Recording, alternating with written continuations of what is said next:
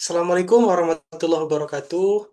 Halo rekan-rekan ASN semuanya, selamat datang dalam diskusi interaktif kali ini dengan tema optimalisasi sistem OSS untuk layanan perizinan yang cepat, transparan, dan terintegrasi. Saya Ega Wiguna dari Sekretariat Daerah Kabupaten Karawang. Hari ini kita akan membahas bagaimana OSS sebagai sistem perizinan berbasis digital dapat benar-benar memudahkan masyarakat sekaligus meningkatkan transparansi pelayanan publik. Kita bersama, untuk hari ini sudah bersama tiga narasumber kita, itu ada Teh Alia dari Dinas Koperasi dan UKM, ada Teh Faradila dari Puskesmas Pedes, dan Teh Vira dari DPRKP. Say hello dulu semuanya. Halo? Oke. Nah, untuk topik kita itu terkait dengan OSS gitu ya. Seperti kita ketahui bahwa OSS ini atau Online Single Submission merupakan sebuah sistem perizinan berusaha yang terintegrasi secara elektronik di Indonesia, di mana tujuannya adalah untuk memudahkan pelaku usaha dalam memperoleh legalitas bisnis melalui satu sistem terpusat gitu ya. Nah, kita mulai saja gitu ya. Untuk yang pertama itu ada Teh Alia terlebih dahulu ya dari Dinas Koperasi dan UKM, di mana tentunya ini banyak di lapangan ya, banyak berkaitan erat dengan UMKM. Tentunya pasti mereka membutuhkan apa yang namanya OSS ini. Oke, Teh Alia, gimana? Sudah aman? Gimana nih kabarnya? Aman, Kang. Alhamdulillah. Baik. Oke, alhamdulillah baik ya. Nah, Teh Alia nih, tadi banyak nih teman-teman yang ingin tahu ya, khususnya pelaku UMKM. Kan mereka nih, pelaku UMKM itu merasa ternyata OSS ini masih sangat sulit digunakan katanya. Jadi menurut Teh Alia ini bagaimana nih cara terbaik ya agar pelaku UMKM ini, khususnya yang awam teknologi ini bisa tetap terbantu nih dalam menguasai eh, atau dalam apa mengurus izinnya nih. Betul, Kang. Seperti yang sudah Kang Ega sampaikan ya, memang banyak pelaku UMKM yang mengeluhkan bahwa langkah-langkah untuk mengurus OSS itu susah. Jadi kalau menurut saya sendiri, pertama kita harus menyediakan helpdesk OSS di kecamatan atau kantor koperasi. Sehingga pelaku UKM sendiri bisa datang untuk dibantu secara langsung. Kemudian yang kedua juga kita perlu membuat pelatihan digital literasi secara rutin. Jadi bukan hanya para pelaku UKM ini kita beri izin, tapi mereka juga diajari cara mengelola usaha dengan memanfaatkan teknologi. Gitu kan. Oke, ya benar sekali ya. Memang perlu hal-hal tersebut gitu ya agar mereka ya bisa lebih tahu lagi gitu bagaimana caranya. Oke, lalu sebenarnya ada gak sih contoh UMKM dari daerah kita di Karawang ya yang sudah berhasil nih memanfaatkan OSS hingga akhirnya usahanya bisa berkembang. Gimana nih Teh? Banyak, Kang. Salah satunya banyak sih pelaku usaha kuliner yang awalnya hanya berjualan di rumah. Namun pas mereka udah ngurus NIB lewat OSS, mereka jadi bisa mengakses kur, kemudian mengikuti pameran UMKM di tingkat provinsi. Kemudian juga pasar mereka jadi lebih luas ya, karena mereka jadi istilahnya produknya lebih terpercaya. Kemudian produknya juga bisa masuk ke marketplace. Itu udah jadi bukti nyata sih, Kang, bahwa OSS sendiri ini membuka banyak peluang baru buat pelaku UMKM.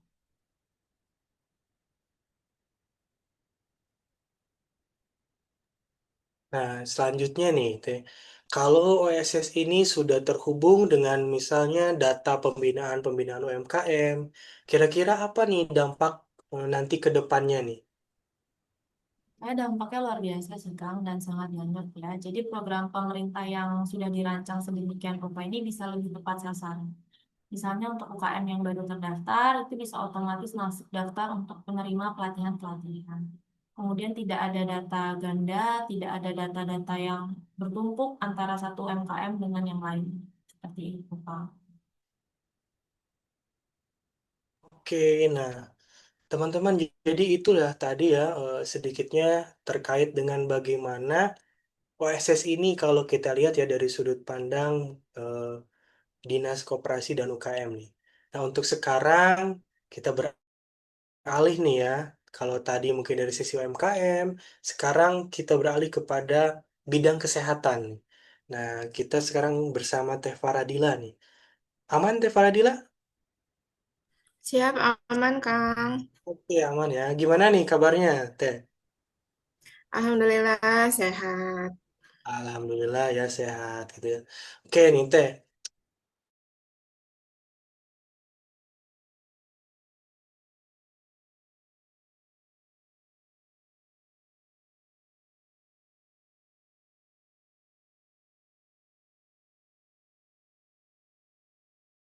klinik gitu ya atau sebagai tenaga medis itu lewat WSS itu gimana nih Teh? Sejauh ini, Kang, untuk OSS itu sangat membantu ya, karena memang prosesnya itu lebih transparan, terus juga ada kepastian waktunya, jadi lebih membantu gitu. Tapi memang masih ada kendala teknis, contohnya kayak data izin praktek yang belum otomatis masuk ke sistem puskesmas. Jadi kita tetap harus melakukan verifikasi secara manual, begitu, Kang.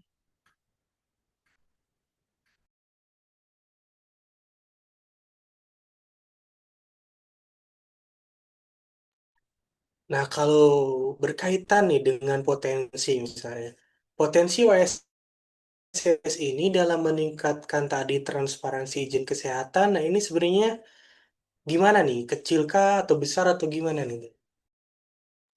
Kalau untuk potensi itu sangat besar ya Kang ya.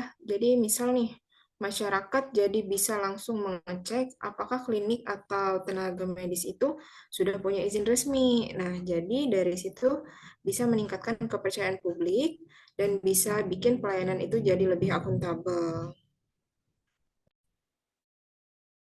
Oke, oke. Nah selanjutnya nih, ini yang mungkin pertanyaan terakhir lah ya untuk Teh Dila nih. Jadi kalau OSS ini bisa terintegrasi nih tadi dengan sistem kesehatan di daerah, kira-kira apa tuh nanti manfaat terbesarnya nih Teh? Kalau untuk manfaatnya itu mungkin lebih ke monitoring izinnya jadi lebih real time. Jadi contoh nih, misal ada dokter baru yang sudah punya izin praktek. Nah, datanya itu bisa langsung masuk ke dalam sistem puskesmas. Jadi kita nggak perlu lagi nunggu lama, sehingga bisa melaksanakan pelayanan lebih cepat dan akurat. Begitu, Kang. Oke, oke. Terima kasih nih Teh Dila ya yang sudah memberikan eh, apa istilahnya itu pengalamannya gitu ya terkait dengan bagaimana sistem OSS ini ternyata tidak hanya tadi untuk NIB UMKM gitu ya, tapi juga berkaitan dengan di bidang kesehatan gitu. Nah, untuk yang terakhir mungkin ini kita dengan Teh Vira ya. Gimana Teh Vira? Aman? Aman? Aman Kang Ega. Oke, aman ya. Oke, gimana nih kabarnya Teh Vira? Baik. Alhamdulillah sehat Kang. Kang Ega gimana kabarnya? Alhamdulillah, Pangestu gitu ya. Oke, untuk Teh Vira Alhamdulillah. gitu ya. Ini juga kita dari sudut pandangnya berbeda lagi nih ya.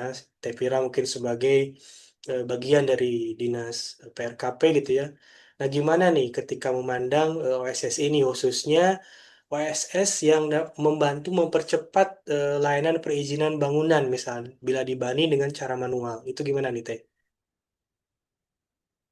Baik Kang Ega, di sini berusaha menjelaskan menurut saya OSS itu menjadikan semuanya menjadi lebih efisien. Pemohon bisa mengunggah dokumen langsung tanpa harus datang ke kantor. Jadi bisa mempersingkat waktu, Kang Ega. Kemudian, proses verifikasi juga lebih cepat karena sebagian dokumen langsung diverifikasi oleh sistem. Begitu, Kang Ega. Oke, oke. Tapi kira-kira apa nih kendala terbesar ya selama ini yang sering ditemui tuh?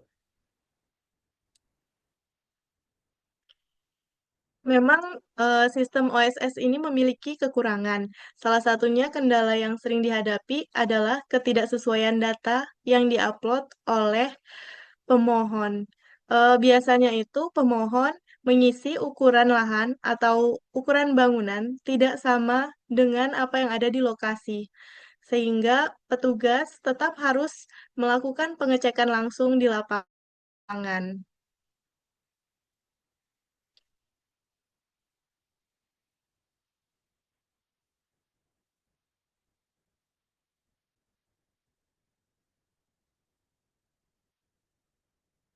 Oke, nah kalau misalkan OSS ini tadi kan ya harus secara langsung gitu ya.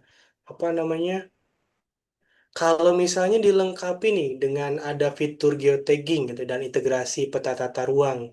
Nah, bagaimana nih menurut Tevira nih dampak? Menurut saya, dengan adanya penambahan fitur geotagging, itu dapat menjadi terobosan baru, sehingga ketika kita mengklik lokasi di peta, akan langsung tahu apakah itu sesuai dengan tata ruang atau belum. Jadi akan mempercepat proses layanan-layanan lainnya, Kang Ega.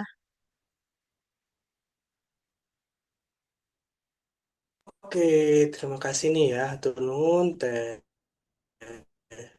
Tevira terkait dengan bagaimana tadi PSSI ini di mungkin saya akan memberikan pertanyaan nih ya untuk semua pembicara gitu ya, di mana ini nanti bisa urut dari siapa dulu, nanti mungkin saya sebutkan ya.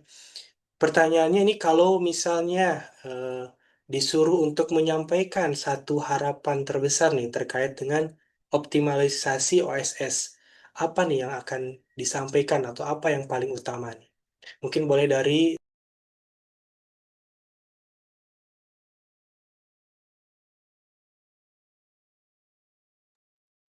Kalau dari saya berharap untuk OSS sendiri ini semakin ramah Kang untuk para pelaku UKM dan juga dibarengi dengan pendampingan digital yang masif. Menurut saya gitu sih Kang. Oke, kalau dari Teh Dila gimana nih? Kalau saya sih berharapnya OSS itu bisa lebih terintegrasi dengan sistem kesehatan supaya izin dan pelayanannya itu bisa berjalan beriringan, Kak. Terakhir gimana nih menurut Teh Vira nih harapan terbesar? Menurut saya, Kang, dengan adanya OSS kan sebenarnya sangat membantu, tetapi saya berharap ke depannya itu sistemnya akan lebih baik lagi dan juga bisa mendukung pengawasan tata ruang melalui teknologi peta digital, sehingga sistem akan menjadi semakin bagus ya, Kang, ke depannya.